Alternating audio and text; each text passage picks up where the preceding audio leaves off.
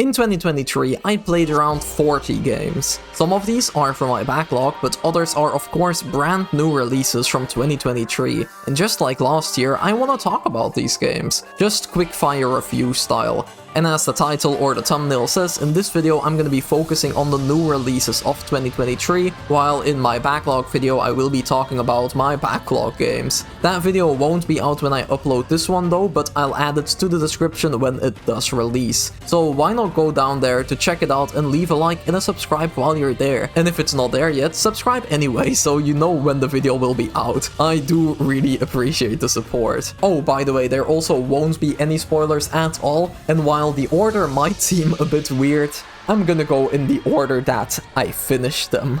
And as you can see, I have quite a lot of games here, so let's just get into it. Starting off with the first game, Theatrhythm Final Bar Line. And this game is basically the ultimate Final Fantasy rhythm game.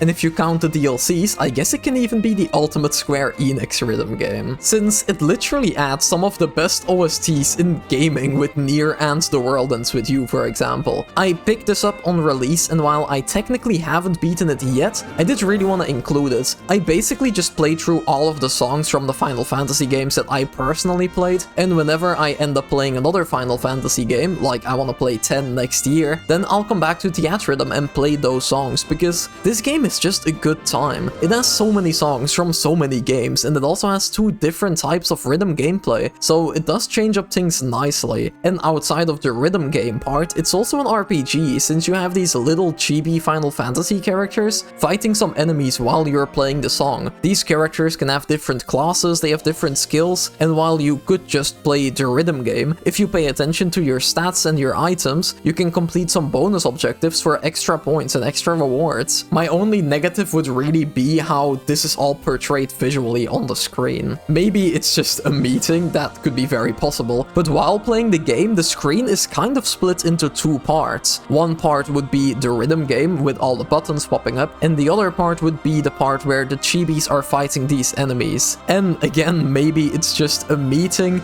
but when I'm looking at the notes to play the rhythm game, I can't really look at these characters doing their animations at the bottom, and because of that, it feels like a real disconnect. Like, compare it to Kingdom Hearts Melody of Memory, for example, where the combat and the rhythm gameplay is a lot more visually intertwined. That being said though, this is still a fantastic game. I'd say it's my second favorite rhythm game and a must play if you like rhythm games and Final Fantasy. And the next game on the list is Piece Odyssey, a game that I have talked about on my channel before in a first impressions type of video, but while I was around halfway through the game, I think, when I made that video, because it was a first impressions video, most of my thoughts have actually stayed quite the same. It's not a 10 out of 10 masterpiece, it has a lot of problems, but honestly, I still had a good time with this game. It's fun to play, and the story, which isn't a direct adaptation but more of a filler arc, is surprisingly enjoyable. The new characters are really interesting, especially Lim. I enjoyed her whole thing, but the other new character, Adio, wasn't anything too special. He was cool and I liked him, but I wish that he had a bit more screen time, as he was just kinda there for most of the game. It was also really cool to revisit some older anime arcs and all of that stuff. Like, that was handled really well, and it was filled with a lot of small moments that One Piece fans would really appreciate. You can see that the writers or the developers of this game really know and love One Piece, because those small comments that the characters would make when seeing them marry, for example, is just really nice, and it adds to the whole experience. Same thing with the character interactions sprinkled throughout. Also, just the fact that they included Lim in some of these smaller interactions was a good way of characterizing her and making us care about her, which is then the thing that I was kind of missing with Adio. It is a bit sad though that not every single Straw Hat is treated equally, as Brook is kind of done dirty in this game, with him only being unlocked near the end, and as I said in my other video, Jinbei is just nowhere to be seen. Most of my issues with this game, however, do come from the combat and just the general gameplay of it. Since, while it is fun, everything feels kind of slow and the combat combat is extremely easy. Like, there's no challenge in this game at all, besides for the final boss. He's not hard for normal JRPG standards, but since the whole game is so easy and you basically never ever have to use an item, I can easily see some people going into that fight unprepared with no items at all, and then yeah, you're kinda fucked.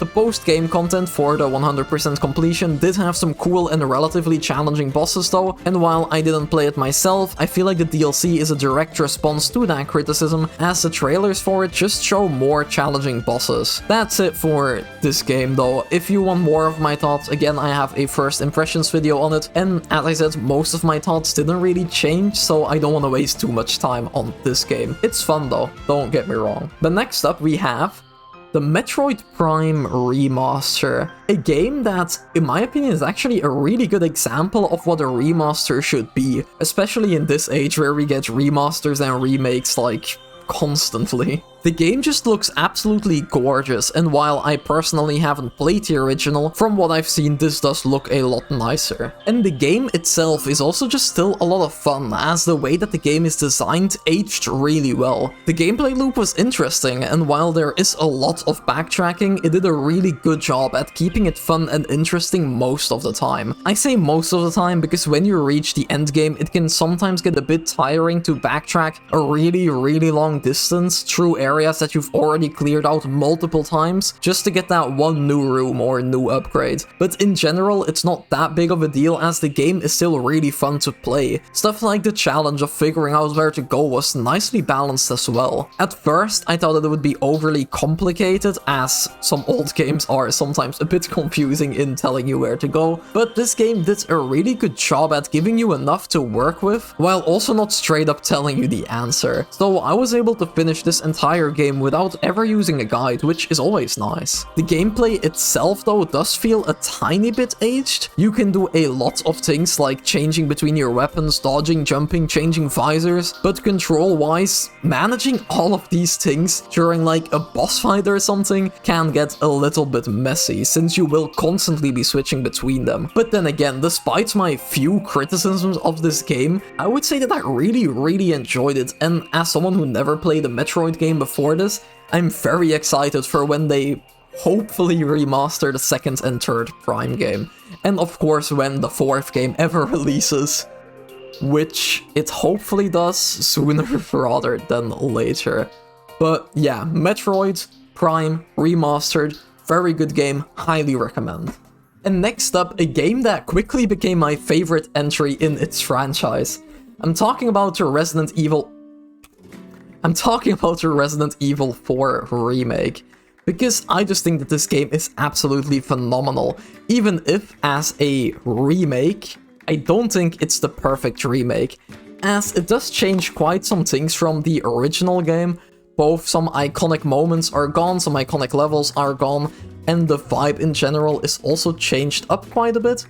So because of that, I can see that some people would still prefer the original Resident Evil 4, but for me personally, I prefer the remake. Gameplay-wise, this game is of course phenomenal. I played the game on hardcore, and while it was challenging, the game never felt impossible. Everything just felt really well balanced. The knife durability was also a great addition, even if I was kind of afraid for it pre-release. Same thing with the gunplay, it's just really smooth. And the stealth is also another nice addition to add some extra strategy to an encounter. Of course, every single encounter still ends in a gunfight, but just taking out a few enemies in stealth mode before you start shooting everyone felt satisfying and worth it. And while the game does change quite a bit of the story, I actually like all of the changes, both big and small. Small additions, like the virus having a bigger impact on the main characters, go a really long way, and the bigger things, like fleshing out some characters more and making them feel more real, also does a lot to make me like them more. The side characters probably benefit from this the most. Both Ashley and Louis were incredible in this game, and they become so much more than their original counterparts. Leon as well, while being less quirky, he's is just a more enjoyable character, especially since he actually feels like the next step for Resident Evil 2 Leon, both thanks to the added flashbacks, but also because of how this character was handled in general. And those added flashbacks and this changed Leon also makes the game in general feel more like a sequel to Resident Evil 2. Back to the characters though, Ada was also incredible in both the main game and in her DLC, which brings me to Separate Ways, an experience that I absolutely loved as well, expanding on not only the story but also Ada and Louis in meaningful ways, and it also brought back some iconic moments from the OG that were cut in the remake. And on top of that, it also expanded on the gameplay with the grapple hook. Just a fucking 10 out of 10 DLC for a 10 out of 10 game for me. And next up we have Horizon, a game that didn't come out in 2023, but Horizon's Forbidden West Burning Shores did come out this year, so I'm gonna include it here, because it was honestly just really good. I know people for some reason have this hate boner towards anything Horizon, but I've personally always enjoyed these games. Horizon Zero Dawn was just a fun time, and Forbidden West was so much better. And this DLC is just a good addition to that. The story is definitely the highlight here though. It serves as a really good next step for the franchise, tying up some loose ends from Forbidden West while also setting stuff up for the sequel. Having a love interest for Aloy was also a really nice change of pace, and she's always so focused on her mission and she rarely takes time for herself, so her taking some personal time for this and showing a different side of herself was really nice. The new characters introduced here are also really interesting, and I like that we got to focus on the Quen some more, as they're a really interesting tribe that we didn't get that much information about yet. Everything just felt like a natural progression and a logical next step. The new area is also pretty nice and brings some cool new enemies and mounts with it. I also like how the new area is structured, as it is quite different from the main game. Having all of these small islands that you can access with your boat is just a nice change up. My main criticism of this DLC would probably be the final boss though. I guess this is a bit of a spoiler, but it was literally in all the trailers, so if you haven't played it and you don't want to be spoiled, skip to the next segment. But again, it was in every single trailer, so I don't think it should be too big of a deal. But you fight a Horus at the end, a absolutely massive machine, and while it was awesome to have a boss battle with a creature like this, for some reason the fight would always get messed up for me. Somehow I'd always end up being on the wrong side of the Horus, or I would just get knocked down before even being able to access the climbing point, or when it put down its tentacles to create the battle arena, I would just end up being outside of the arena, only to then instantly get killed and to be respawned inside of the arena. I might just suck ass at this game, that is a very good possibility, but it was something that I had. The final boss, because of this, kind of felt like a mess, and that did take me out of it a few times. In general, it was still a fun fight though, visually and technically it was also really impressive. I guess it's also kinda understandable since this was their first go at a fight of that scale, but hopefully when we got another massive fight in Horizon 3, it's a bit more refined and not as messy, I guess. And the next game is a game that I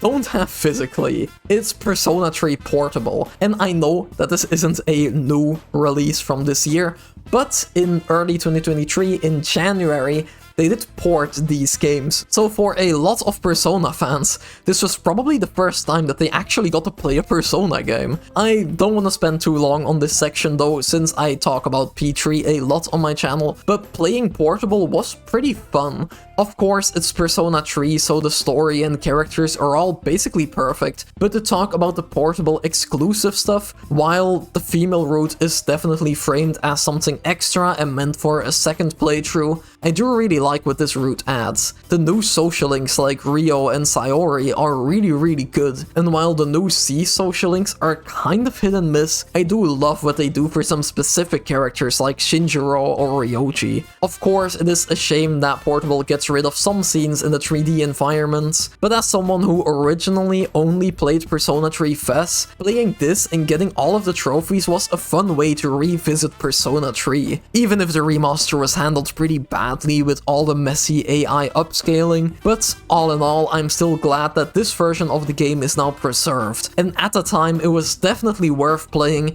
since we didn't know about the remake yet. When the remake comes out, maybe portable will become kind of irrelevant, but we'll see about that. That kind of sounds like a video idea for the future though. But in general, good game, worth playing at the time. And next up, we have The Legend of Zelda Tears of the Kingdom. And while I personally wasn't a massive fan of Breath of the Wild, Tears of the Kingdom honestly pleasantly surprised me. It is very, very similar to Breath of the Wild though, don't get me wrong, especially in the way that it's structured, with all the shrines and the non-linear story.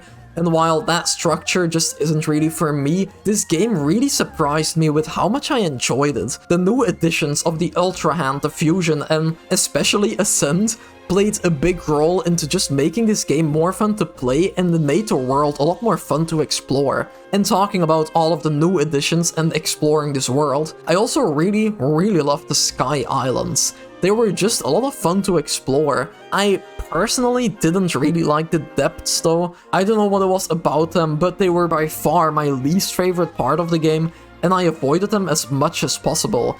I did explore some of them, I did some of the bosses, I started that side quest line in the depths, but I honestly couldn't care less, to say it like that. The lands of Hyrule were cool though, even if they didn't change that much compared to Breath of the Wild. I guess it was more so the new gameplay mechanics that made it fun to re-explore this part of the game. But all of that being said, I'm still not really a fan of the structure, and I didn't really care for most of the side content. I did more of the side content than in Breath of the Wild, but it was more just doing stuff on my way to the next objective. I wasn't really going out of my way to explore. Story-wise as well, while I really like the story that's being told, I'm just not a fan of the way that it's being told, and I think that they can do a lot more with the story if they go for a more linear approach. Because there are some great moments in here and some fantastic set pieces, but my favorite moments all come from the more linear sections, like the final confrontation or when you unlock the final memory and you go to pick up the Master Sword.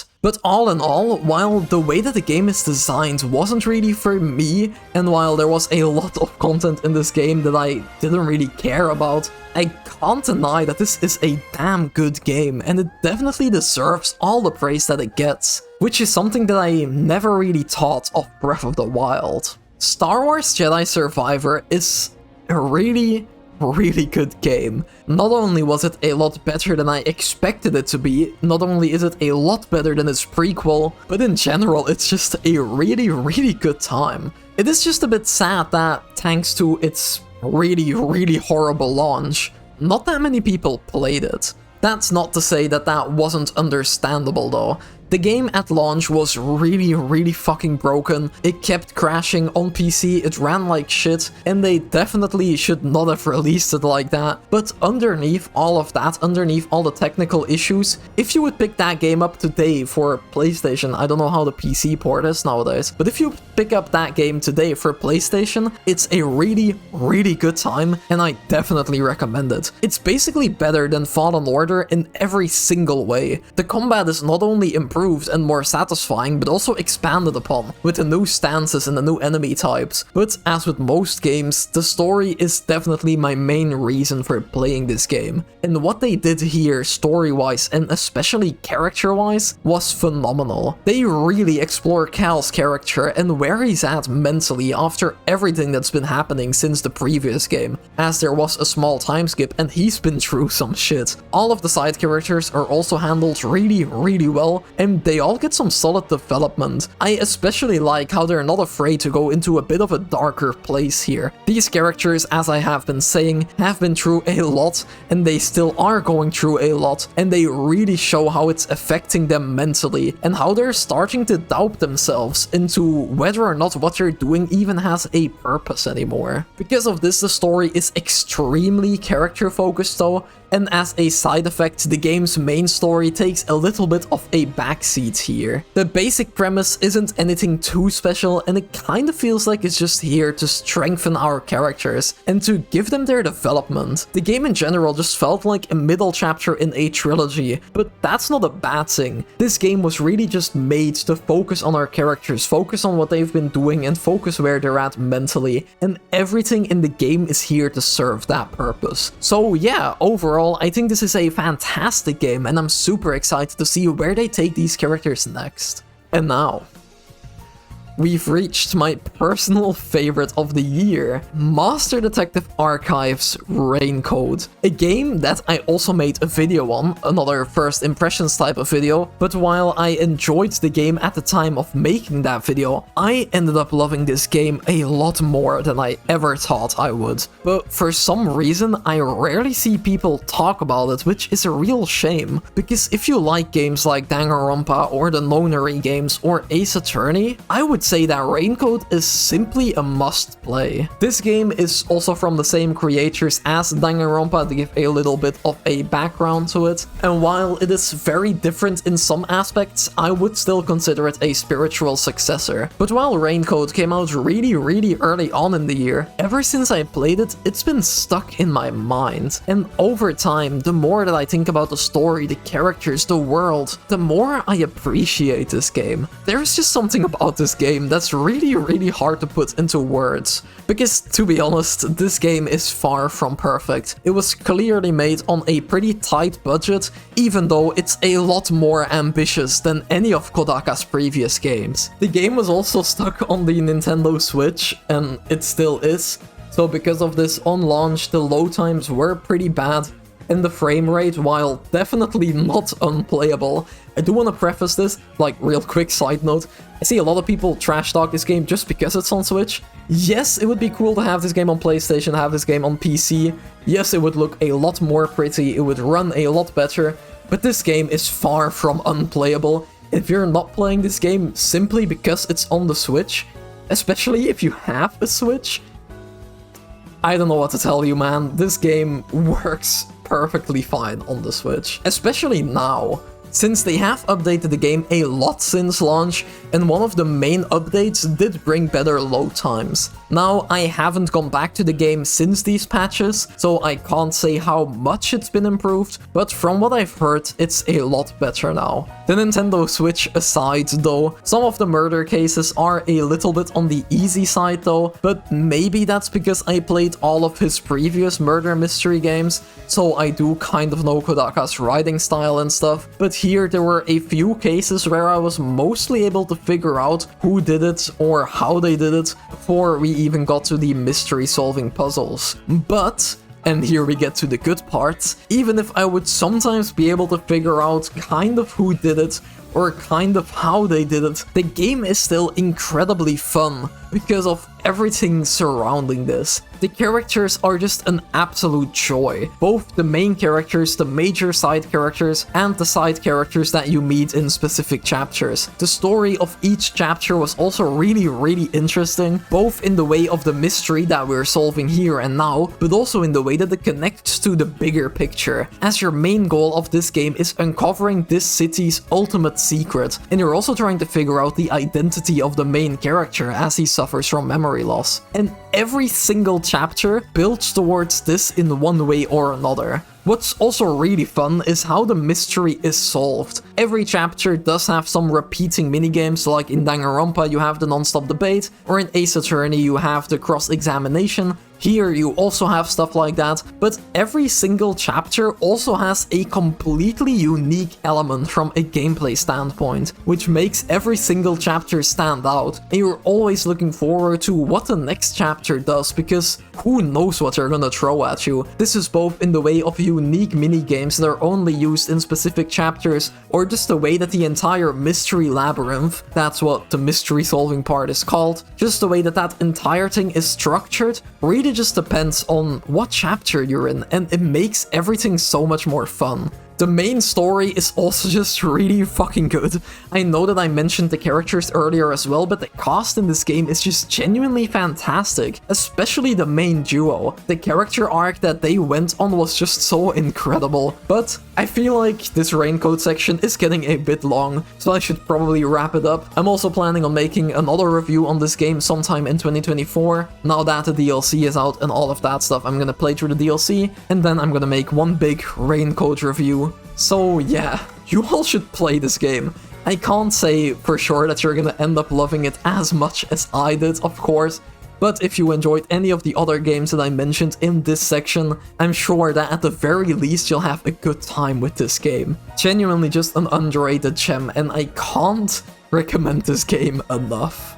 And next up, we have another really good game. We've had a lot of these back-to-back. Final Fantasy XVI. I do have a lot of criticisms for this game. There are a lot of points where the game is kind of lacking for me, or where it was just a bit disappointing, where I expected a bit more, but in general, I still absolutely adore this game. The main thing that I like here, though, is definitely the narrative. Clive's story is genuinely just phenomenal. I loved it from start to finish, and I don't really have anything bad to say about it, besides for some small pacing issues. The characters like Clive, Joshua, Sid, Jill, and Dion are just so well written. I really cared about all of them, and while this game is known for its spectacle, it has so many emotional moments as well, which would often bring me to tears. Most of my favorite moments are also just these emotionally driven parts, or the opening hours, for example. While there's not that much going on, while there's not that much spectacle going on, that was honestly where the game and the characters and the story really shined for me. But everything just comes together so well here. From the smaller character arcs to the bigger picture stuff with the politics of this world, the whole Ultima and the icons thing, I really liked it. Moving on from the story, I also really enjoyed the combat system. It wasn't anything too special, but it was just really fun and satisfying. I especially liked how you could mix different skills from different icons to really make a skill set of only your favorites. The game was a little bit easy though. The only challenge would only really appear when fighting a special hunt boss or something like that. But that's it for Clive's combat. If we're talking about the icon fights, while being a visual spectacle, I do think they are lacking quite a bit gameplay-wise. That doesn't mean that the Titan or Bahamut fight wasn't incredible, but it was more incredible from a visual standpoint than a gameplay one, even if we were controlling Ifrit during them. I don't know, there just wasn't that much going on from a gameplay standpoint, which did make them fall flat a little bit after the initial holy fuck, how did they pull this off feeling, which I guess was one of the parts that did disappoint me. And most of my other disappointments also come from the gameplay, because as much as I do think that the combat is fun, I think it would have really benefited from the game having multiple playable characters, with Sid or Joshua or Jill or even Dion. In every Final Fantasy game that I played, you really just have this feeling of, this cast of characters is my party, and I'm going on this journey, not just with the main character, but with this group, this party of characters. And even if I really liked all of the characters here, I was just missing that party vibe a little bit, if you know what I mean. A vibe that I personally really connect with a Final Fantasy game. And again, even if I liked the characters, I was just missing that here. And having those characters be playable would have helped with that, and it would have strengthened a lot of the moments in this game. Besides that, I also think that it's a bit of a shame that your stats don't really matter outside of strength and HP and stuff. Like every time you level up, a lot of stats pop up on your screen, but it felt like most of them didn't really matter, which is a shame for an RPG like this. There is a lot of customization still with choosing your armor or weapons or skills, but in terms of other stats, I guess it could have been a bit more in-depth, because right now, whenever I level up, it's just like, why are half of these stats even here? Besides that, the world from a gameplay point of view is also pretty disappointing. The areas look absolutely gorgeous, but they're just empty fields that you can't do anything in, besides for fighting random enemies or picking up random items. I think those are my main criticisms though, and I guess they are rather small in the grander scheme of things. But then again, it is still a shame, because narrative and character-wise, this game has all of the right elements to be a top-tier masterpiece of a game. But for me, personally, it has those small things that kind of just keep it back a little bit. Still a fantastic game though, don't get get me wrong. And next up we have the Dead Space Remake, a game that came out early this year, but I only got around to it in November, October, I think. And I did really enjoy it. The gameplay is a lot of fun, with every weapon feeling satisfying and unique. The melee combat also felt really good. It's not too strong, but it feels weighty and visceral, something that really works for a game like this. Of course, this game is also incredibly immersive. The atmosphere is top tier thanks to the audio design and the gorgeous visuals. The game just does a really good job at making you feel alone, but at the same time it does the opposite, because you constantly hear the noise of these creatures walking around behind the walls or in the fence, which makes it feel like you're never alone. What I also really appreciate is the fact that the UI is always a part of the game world. Things like the health bar being visible on Isaac's armor, or the inventory screen being part of the world is a small thing, but for a horror game like this, it goes a long way into making everything feel really immersive. My only gripe with the game would be that some areas, while they look incredible, kind of look the same, making it pretty disorienting, and it didn't really motivate me to explore or revisit locations for possible loot that I couldn't access before. I get that it visually makes sense for a spaceship like this, but I don't know, I never really felt compelled to do more than just the main story. Oh yeah, and this is something completely different, but another problem that I have with this game is the fucking final boss, because he absolutely sucks ass. It renders half of the available weapons useless, and it barely uses any of the mechanics of this game outside of shooting a target. Those are my only gripes, so I really like this game, and I also really like the story. Just, I don't know how they made 2 sequels of this game, but I guess I'll find that out whenever I play the second one. Spider-Man 2. I really love this game. I really liked the original game, I really like Miles Morales, and I think Spider-Man 2 might be my favorite. In many aspects, I think that it's Insomniac's best Spider-Man game so far, because they basically improved on everything. I don't know how they did it, but the web swinging is so much better here. It's not only faster, but it feels more responsive, and I really like how it's more skill-based as well. The added moves and the web wings, being able to launch yourself, it was just so much fun. The combat as well, while I do miss some of the gadgets or the suit powers, you could kind of abuse them in the first game to instantly win any encounter, so now there's less of that, and the game is a bit more challenging because of that, which I do really like. The added symbiote and venom abilities also make up for these missing gadgets in my opinion, so they do give you some more to work with at the same time, even if they took out some gadgets. I also really like the story. It definitely has some problems, like I think it could have used a few more missions to flesh out some certain arcs. Maybe we could have had a bit more of Harry when he was doing the Agent Venom thing, or maybe we could have had another mission with Peter using the black suit, but at the same time, it's not like I dislike the end result. I really fucking love the black suit arc, and the final third of the game, where Venom is the main antagonist, is also really well done. Apparently that's kind of a controversial take now though, since a lot of people don't like how Venom was handled, but I personally really loved it. It might not be Eddie Brock, it might not be 100% comic accurate, but in my opinion, it doesn't have to be. This is Insomniac's Spider-Man, and I feel like they can change stuff to fit the story that they want to tell. And I think that the story that they wanted to tell is really good. I loved the Miles thing with Mr. Negative. I really like the flashbacks of Peter with Harry or with Aunt May. I like the MJ stuff. I like the extra bits that we got for Norman, who is shaping up to be a really good villain. Talking about villains, I also thought Kraven was fucking incredible. He stole every scene that he was in. The only character that I feel like should have gotten a bit more was Harry. I feel like they tried too hard to make him likable. He was just kind of the perfect nice guy, and I feel like they could have done more with him. But that's about it, I think. I like this game. I really like this game.